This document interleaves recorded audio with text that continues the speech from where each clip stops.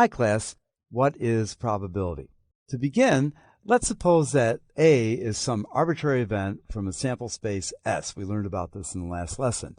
And I'm interested in the probability that the event will actually occur. Let's use the notation P of A.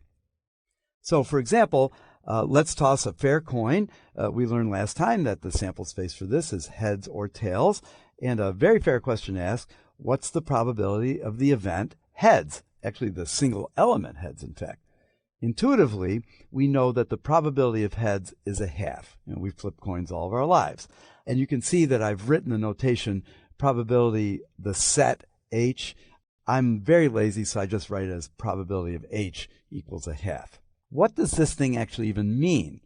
Well, let's take the frequentist view, and that holds that if the experiment were to be repeated n times, where n is very, very large, we'd expect that about half of the tosses turn out to be heads. So if you go and toss a coin 1 billion times, approximately 50% of those tosses are going to result in heads. In other words, the total number of heads out of n tosses divided by n, that's the proportion, should be about a half. So, for example, let's toss a fair die. Here the sample space is 1, 2, 3, 4, 5, 6, the usual die toss. Each individual outcome has probability 1/6. And then intuitively, we know that the probability of getting a 1 or a 2 is 1/6 plus 1/6 equals 1/3. We'll have more to say about that a little bit later. Here's a slightly more formal definition of probability. The probability of a generic event A, a subset of the sample space, is a function from the sample space to the interval 0, 1 that adheres to the following axioms, or we'll sort of think of these as rules of the road. The first thing is that all probabilities have to be between 0 and 1. And this is inclusive of 0 and 1. However, if you get a number like 1.6 for a probability, if you do a calculation, it doesn't mean that the event is really going to happen. It means that you made a mistake. So all probabilities always have to be between 0 and 1. Another axiom is that something's got to happen in your experiment. So as I mentioned last time in the previous lesson, the probability of something from the sample space occurring is 1. The probability of some outcome is 1. So for example, you toss a die, the probability of the sample space equaling 1 is pretty much the same thing as saying that you observe a 1 or a 2 or a 3 or a 4 or a 5 or a 6. Another axiom is that if A and B are disjoint events, in other words, if A and B are mutually exclusive, if the intersection is the null set, then the probability of A or B splits up very nicely into P of A plus P of B. So that means that the probability of the union is the sum of the probabilities in the case that A and B are disjoint. Following up on that, an example is that the probability of 1 or 2 when you have your dice toss is the probability of 1 plus the probability of 2, because 1 and 2 are disjoint events. And so we know intuitively that the probability of 1 and probability of 2 are both 1/6, and that's where I got the 1/3 on the last page. Generalizing, let's suppose that A1, A2, ... is a sequence of disjoint events, and it could be an infinite sequence.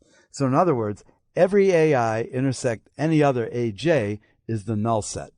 And so in plain English, the probability of the union equals the sum of the individual probabilities. Now, they're all disjoint. Every one of those AIs is disjoint. And so the probability of the superunion from I equals 1 to infinity of A sub I equals the supersummation from I equals 1 to infinity of the individual probabilities of the AIs. A special case of this is that you could replace the infinity by an n. That's just a special case. Let's look at an example that illustrates this thing.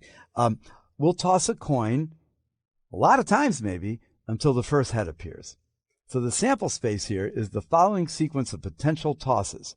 Heads, in which case we stop immediately. Tails, heads, in which case we blew it the first time and we stop on the second try. Tails, tails, heads, tails, tails, tails, heads, etc. You get the picture. So these are all the possible sequences of heads and tails in which we stop when we see the first head. So let's define some disjoint events. The first event is that we just stop on the first try. We see heads. That's A1. The second event, tails, heads. The third event, tails, tails, heads. Again, you get the picture. So one of these AIs is going to occur. You might get really unlucky and have to toss a bunch of tails before you see that first head, but one of these AIs is going to occur. So 1, which equals by axiom 2, the probability of the entire sample space, that equals the probability of the union of every one of these AIs, because you'll agree that if you union all the AIs, those are all the possible outcomes, you'll get the sample space. Since the AIs are all disjoint, none of them have elements that are the same, they're all disjoint, you just add up the individual probabilities. This is by the last axiom.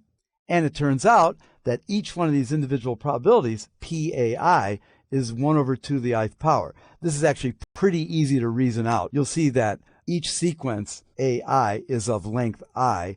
Each component in the sequence has probability 1 over 2. You multiply those I times, you get 1 over 2 to the I. We'll learn something called the multiplication rule that justifies that later on. So we'll eventually see why that last inequality holds, even though it might be intuitively obvious.